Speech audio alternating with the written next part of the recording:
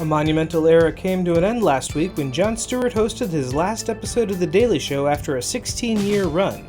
Stewart's last episode was blessed with a reunion of past correspondents, a look behind the scenes of The Daily Show production, and a fond farewell from some of Stewart's favorite people.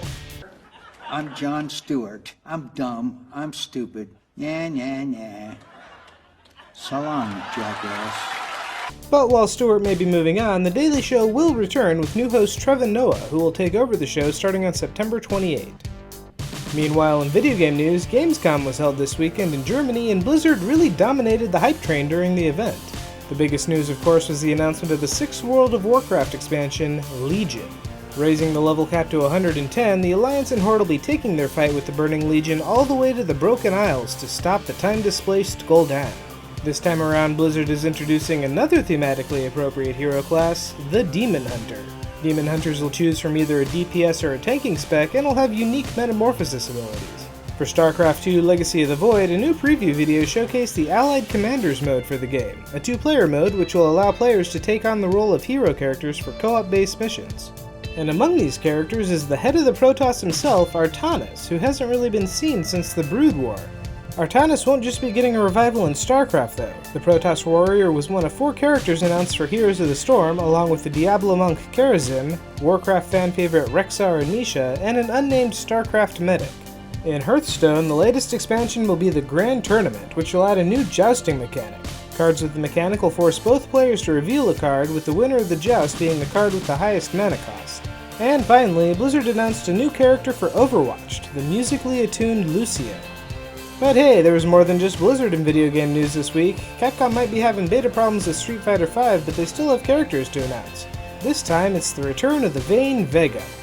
It wasn't all good news for gamers though. It seems that Mighty No. 9 will be getting a mighty delay. Concept announced to their Kickstarter backers that the game is apparently basically finished, but the online functions still have several bugs and issues.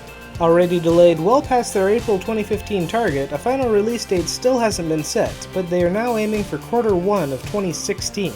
Finally, and this should have been in last week's episode, but it completely passed me by, Super Smash Bros. Has gotten another content patch. This patch finally introduces tournament mode to the game, although considering its disappointing implementation, it's no surprise that the feature came out with little fanfare. If you're looking for the excitement of a properly run Smash tournament from the comfort of your own home, tournament mode fails to deliver. As of right now, many of the tournaments allow custom fighters and items, making them incredibly unbalanced. The closest a rule set comes to being balanced is 1v1 for glory, however, since you can't even spectate on other matches once you lose, the only real difference between playing in a tournament and playing in a random battle is the 15-minute queue. Fortunately, the patch included other new features as well.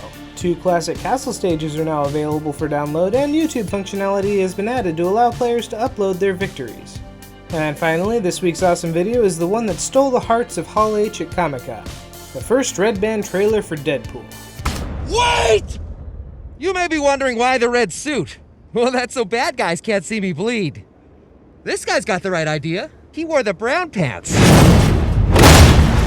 that's everything for this week, so what do you think Jon Stewart will do next? Let me know in the comments below. Be sure to like and subscribe, pass this video around to your friends, and here's your moment of Zen.